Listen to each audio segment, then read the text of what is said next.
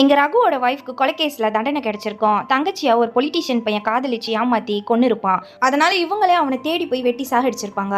ஹீரோயினால பேச முடியாது. இப்போ அவங்க ஜெயிலுக்குள்ள பிரெக்னெண்டா இருக்காங்க. குழந்தை பிறக்க போது ஆனா ரொம்ப வீக்கா இருக்கிறதால மாத்திரைலாம் வாங்கி கொடுக்க சொல்றாங்க. போலீஸ் அதெல்லாம் பண்ண முடியாது. ஏன்னா பொலிட்டீஷியன் பையனை சாகடிச்ச கோவத்துக்காக இந்த பொண்ணை சாகடிக்கிறதுக்கு இருக்காரு. ஹீரோயினோட ஹஸ்பண்டும் அவங்க அப்பாவை இவங்களை எப்படியாச்சும் தப்பிக்க வைக்கணும்னு நினைக்கிறாங்க.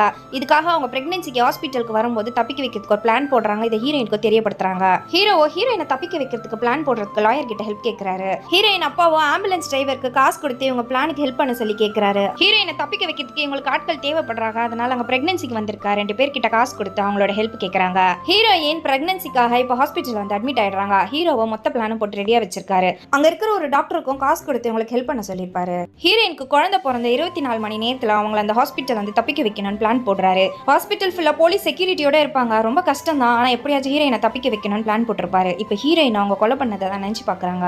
ஹீரோ ரெடி பண்ண டாக்டரோ இப்போ இவங்க கிட்ட ஒரு செல்போனை கொடுத்து வீடியோ கால் பேச சொல்றாங்க. இப்போ இவங்களும் அப்பா கிட்டயும் ஹீரோ கிட்டயும் வீடியோ கால் பேசுறாங்க. ஹீரோயினுக்கு சாப்பிடுறதுக்கு ஃப்ரூட்ஸ் எல்லாம் அப்பா வாங்கி தராரு. ஆனா டாக்டர் இதெல்லாம் கொடுக்க முடியாதுன்னு சொல்லிடுறாங்க. அதனால இப்போ தேன் மிட்டாய் மட்டும் கொடுத்து அனுப்புறாரு.